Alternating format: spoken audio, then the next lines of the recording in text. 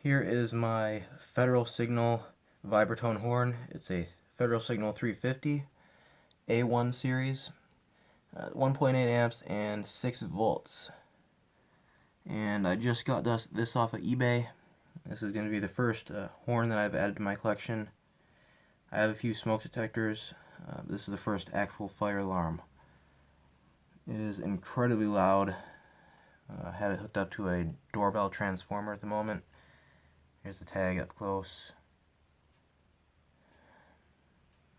And it's missing the volume screw, so it's stuck on its loudest setting. So I'm going to set it off in just a few seconds here. I'm going to pause the video and put my hearing protection on and let you guys hear it. Alright, let's go ahead and set it off. It's going to be loud.